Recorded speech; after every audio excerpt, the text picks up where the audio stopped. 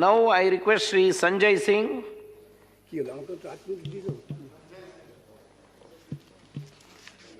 धन्यवाद मानवर, आपने इस अति गंभीर विषय पे मुझे अपनी बात कहने का मौका दिया। मान्यवर, मैं महामहिम राष्ट्रपति जी के अभिभाषण के विरोध में अपनी बात कहने के लिए खड़ा हुआ हूं और मैं दुष्यंत कुमार की चंद पंक्तियों से अपनी बात शुरू करना चाहता हूं कि हो गई है पीर पर्वत सी पिघलनी चाहिए, हो गई है पीर पर्वत सी पिघलनी चाहिए, इस हिमालय से कोई गंगा निकलनी चाहिए और सिर्फ हंगामा खड़ा करना मेरा मकसद नहीं, मेरी कोशिश है कि ये सूरत बदलनी चाहिए। आज मुल्क में जो हालात है किसान के मान्यवर, आज क्या हालत कर दी गई है इस देश में। पिछले 76 दिनों से किसान आंदोलन पर है, उनके ऊपर लाठियां चलाई गई, आंसू गैस के गोले छोड़े गए, बूढ़े किसानों की आंखें फोड़ दी गई, कड़कती ठंड में पानी की बौछारें की गई, उनको आतंकवादी कहा गया, उनको गद्दार कहा गया, उनको खालिस्तानी कहा गया मान्यवर, उनको अपमानित किया गया। यहां तक कि भारतीय जनता पार्टी के एक विधायक ने कहा ये किसान नहीं आतंकवादी हैं, इनको सूट कर देना चाहिए और अगर दिल्ली पुलिस नहीं कर पाती तो मैं इनको जूतों से मारूंगा, जूतों से मारूंगा। ये भाजपा के लोग कह रहे हैं मान्यवर। इस देश के अन्नदाता जो आपको अनाज पैदा करके आपका पेट भरते हैं, आप उनको जूतों से मारने की बात करते हैं।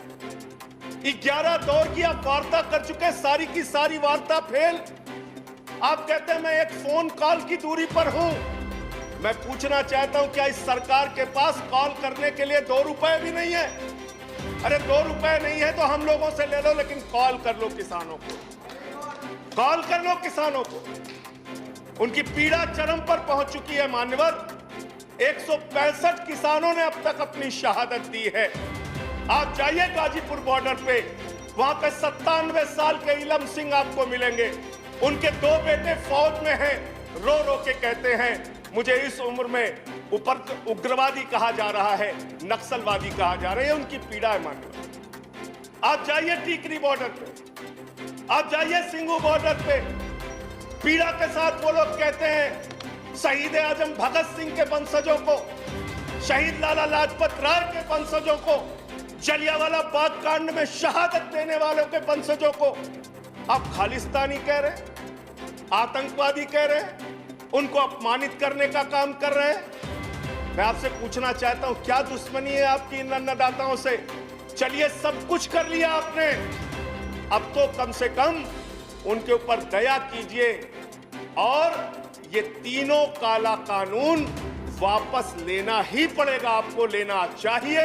अब आपने जुल्म की इंतहा कर दी। आप चले जाइए गाजीपुर बॉर्डर पे मान्यवर, कटीले तार, बड़े बड़े कीले गाड़ दी गई हैं, 12-12 इंच की कीले सड़कों पे गाड़ दी गई हैं। देखकर ऐसा लगता है कि दुश्मन देश की सेना आने वाली है। ऐसी स्थितियां दो परिस्थितियों में जन्म लेती है मान्यवर।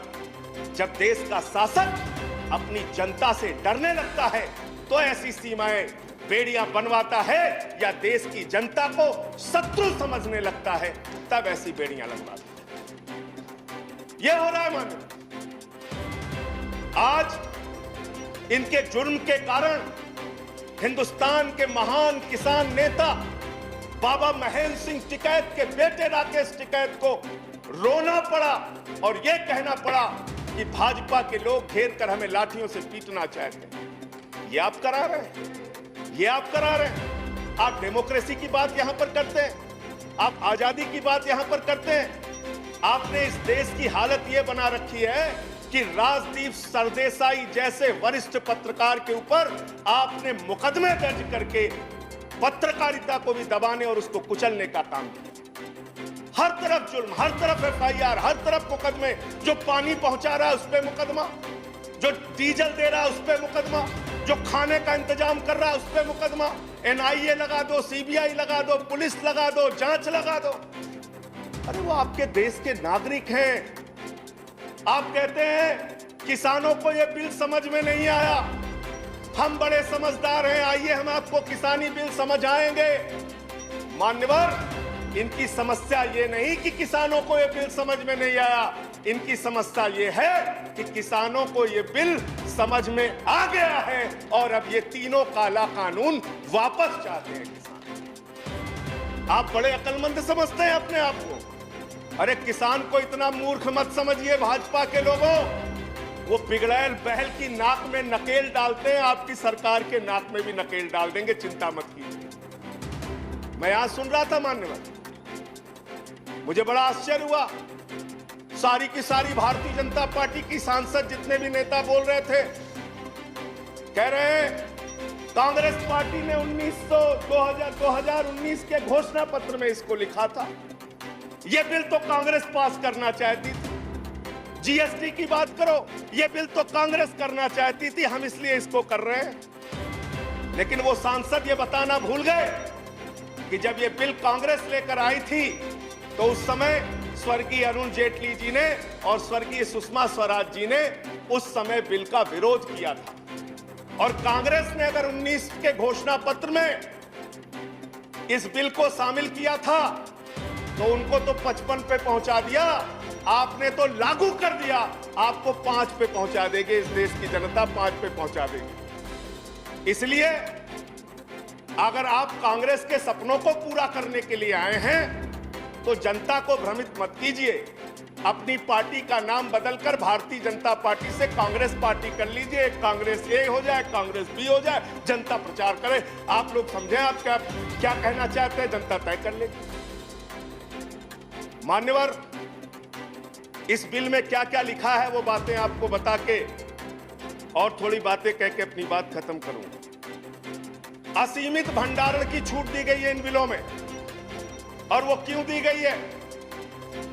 2 साल से अदानी का 100 एकड़ जमीन का लैंड यूज चेंज करने की एप्लीकेशन हरियाणा सरकार के पास पेंडिंग थी, लेकिन 7 मई को जब पूरे देश में लॉकडाउन लगा था, उस समय उस लैंड यूज को चेंज करके 100 एकड़ जमीन पर अडानी को भंडारण कोल्ड स्टोरेज बनाने की छूट दी गई और 5 जून को ऑर्डिनेंस के जरिए असीमित भंडारण और कोल्ड स्टोरेज बनाने की छूट दी।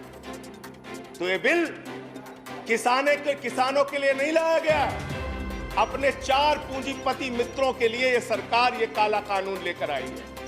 उन्हीं को फायदा पहुंचाने के लिए काला कानून लेकर आया गया है, उन्हीं के लाभ पहुंचाने के लिए काला कानून। ये सरकार 130 करोड़ हिंदुस्तानियों की सरकार नहीं है मान्यवर, ये सरकार उन 4 पूंजीपति लोगों की सरकार है जिनके लिए कानून बनाते हैं और जिनसे चंदा लेकर ये लोग चुनाव लड़ने का काम करते हैं। ये उनके लिए बनाई गई है मान्यवर। इस सरकार में कहा गया दिल्ली के मुख्यमंत्री के बारे में कि किसानों का साथ दे रहे हैं, किसानों का साथ दे रहे हैं। मैं पूरी जिम्मेदारी के साथ कहना चाहता हूं सदन के अंदर, दिल्ली के मुख्यमंत्री अरविंद केजरीवाल, आम आदमी पार्टी किसानों का साथ दे रही थी, देती रहेगी। और आपने हमसे 9 स्टेडियम मांगा जेल बनाने के लिए, केजरीवाल जी ने इनकार किया। हम वहां पानी का इंतजाम कर रहे हैं, आप पानी का इंतजाम रोक रहे हैं। हम वहां शौचालय का इंतजाम कर रहे हैं, आप वहां शौचालय का इंतजाम रोक रहे हैं। आप वहां पर लोगों को पानी, खाना, शौचालय इस तक पर प्रतिबंध लगाना चाहते हैं। इंटरनेट, वो दुश्मन देश के नागरिक हैं क्या? उनके साथ इस तरह का व्यवहार आप कर रहे हैं। एक माहौल बनाया गया 26 जनवरी को, लाल किले पे हमला, लाल किले पे हमला। 7 रूट पे किसान ट्रैक्टर रैली लेके निकला मान्यवर, तिरंगा रैली लेके निकला, और 7 रूट पर कहीं किसान ने कोई उपद्रव नहीं किया, कोई हिंसा नहीं की।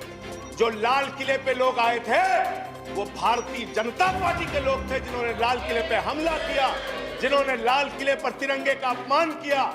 और वो दीप सिद्धू जो भाजपा का नेता है, उसकी फोटो प्रधानमंत्री के साथ है, देश के गृह मंत्री के साथ है। भारतीय जनता पार्टी को इसका जवाब देना चाहिए कि भाजपा के नेताओं ने लाल किले का अपमान क्यों किया, तिरंगे का अपमान क्यों किया। मैं ये कहना चाहता हूं मान्यवर, आज वो दीप सिद्धू संजय जी कंक्लूड भागा फिर कीजिए। रहा। सर सबको समय मिला, मुझे भी थोड़ा समय दे। I have given sufficient. सबको समय दिया, मुझे भी समय दे। नो 10 मिनट दे। सर 10 मिनट दिया मैं। मान्यवर दीप सिद्धू भाजपा का नेता वो फरार है जिसने लाल किले पे हमला किया, जिसने तिरंगे का अपमान किया। अपनी घिनौनी राजनीति के चक्कर में ये लोग कहां तक जा सकते हैं, इसका सच है ये जो सामने आया है। आप एमएसपी देने की बात कहते हैं, आप कहते हैं हम इस देश के किसान को एमएसपी देंगे। बड़ी अजीब बात है मान्यवर, इस देश के किसान को एमएसपी देने के नाम पर क्या कर रहे हैं ये। मैं उत्तर प्रदेश की खबर बता रहा हूं। 10 धान के क्रय केंद्रों पर 10 अधिकारियों के खिलाफ एफआईआर हुई क्योंकि क्रय केंद्र में खरीद में एमएसपी में गड़बड़ी की गई। इसी तरीके से 1 रुपए किलो गोभी बिक रही थी तो किसान ने अपनी गोभी पे ट्रैक्टर चला दिया। उत्तर प्रदेश की खबर। बरेली के अंदर उत्तर प्रदेश में 3 करोड़ की धान खरीद हो गई कागजों पे, किसान का पता तक नहीं है। तो डेरेक ओब्रायन साहब, जो यूपी में खरीद हुई है वो भूतों की खरीद हुई है, किसान का पता नहीं, नाम दर्ज करके खरीद हो गई। 4 साल में गन्ना किसानों पे मात्र 10 रुपए इन्होंने बढ़ाया है उत्तर प्रदेश के अंदर, मात्र 10 रुपए मान्यवर। तो इसलिए ना आप एमएसपी देना चाहते हो, ना किसान को उसके फसल का दाम देना चाहते हो। असीमित भंडारण की छूट देकर आपने पूंजीपति मित्रों को यह सुविधा दे दी कि सस्ते में किसान से अनाज खरीदेंगे, सस्ते में किसान से फल खरीदेंगे, सस्ते में किसान से सब्जियां खरीदेंगे, उसका बड़े बड़े स्टोरेज में भंडारण करेंगे, जमाखोरी करेंगे, और जब बाजार में फल सब्जियों की कमी हो जाएगी, अनाज की कमी हो जाएगी, तो महंगे दामों में जनता को बेचेंगे। यानी आपने महंगाई को, जमाखोरी को, कालाबाजारी को इस बिल के माध्यम से लीगलाइज करने का, वैधता प्रदान करने का काम किया है। इस देश में महंगाई बढ़ाने का काम किया है, उसका रास्ता आपने खोला है। इसलिए भी ये बिल, तीनों का तीनों काला बिल वापस लिया जाना चाहिए। Thank you. अंत में बजट आपने पेश किया। मनोहर, बस खत्म करके अपनी बात को खत्म करूंगा, उन्हीं बातों को। Please conclude. सर, बजट इन्होंने पेश किया है, तो बजट के ऊपर और खरीद के ऊपर मैं लास्ट मिनट जो इनका बजट है चंद लाइनों में उसको कह के अपनी बात को खत्म करूंगा कि धरा बेच देंगे, गगन बेच देंगे। धरा बेच देंगे, गगन बेच देंगे, कली बेच देंगे, चमन बेच देंगे। अगर तुम ही यूं ही सोते रहे तो ये फर्जी राष्ट्रवादी वतन बेच देंगे, वतन बेच देंगे, वतन बेच देंगे। धन्यवाद। Thank you.